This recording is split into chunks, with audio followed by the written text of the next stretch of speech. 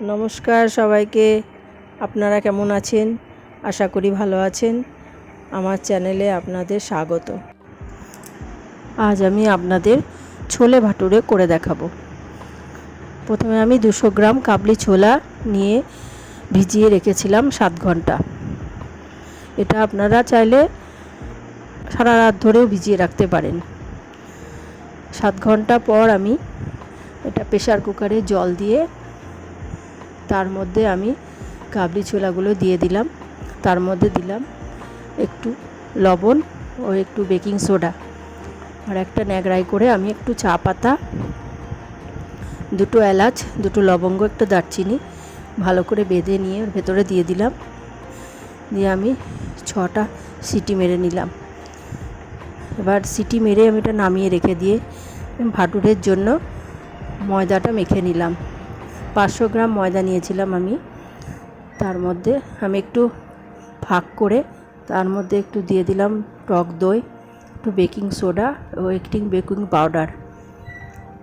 একটুখানি পর ওটা ভালো করে মাখিয়ে নিয়ে ওর মধ্যে আমি ময়ান দিলাম, সাদা তেল, একটু লবণ, একটু চিনি দিয়ে ভালো করে মাখিয়ে নিলাম। আমি আগে দিয়েছিলাম সাদা তেলটা, আপনারা চাইলে সাদা তেলটা পরেও দিতে পারেন মাখার পর। এবার আমি একটু করে জল দিয়ে ভালো করে ঠেসে ঠেসে ময়দাটা আমি নরম করে মেখে নিলাম।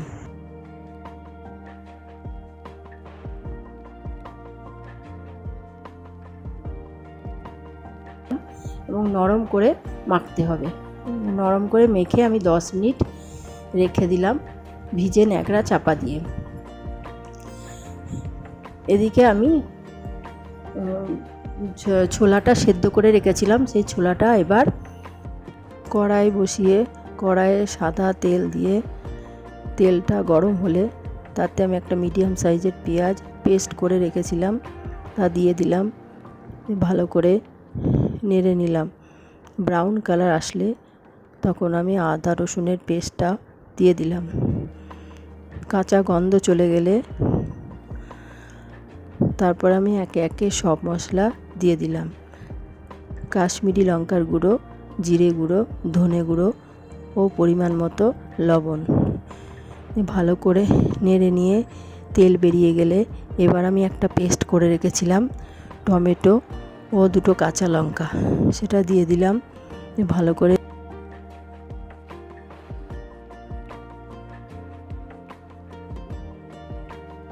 একটু নেড়ে নিয়ে এক হাতা ছোলা দিয়ে দিলাম, দিয়ে ওটাকে হাতা দিয়ে গলিয়ে দিলাম যাতে গ্রেভিটা ঘন ও ভালো হয়। ভালো করে নাড়ার পরে ছোলাগুলো, জল শুদ্ধ ছোলাগুলো সব দিয়ে দিলাম।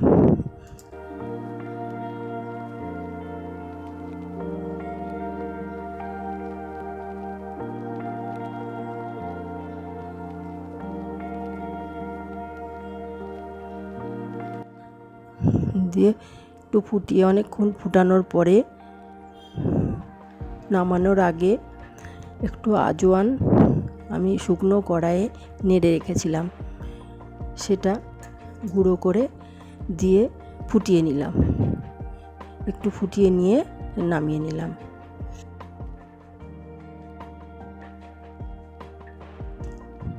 এবার আমার ভাটুরের জন্য যে ময়দাটা মেখেছিলাম সেটা আমি অনেকগুলো নেচি কেটে নিলাম। সব নেচিগুলো গোল গোল করে চ্যাপটা চ্যাপটা করে ঢাকা দিয়ে আবার রেখে দিলাম। একটা নেচি তেল দিয়ে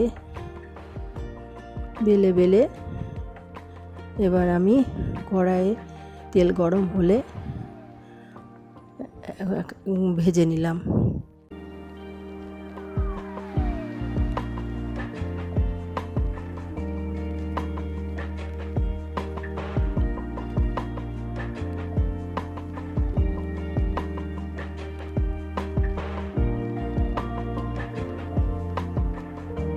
এইভাবেই সব ভাটুরেগুলো একটা একটা করে ভালোভাবে ভেজে নিলাম। এইভাবেই আমার হয়ে গেল ছোলে ভাটুরে।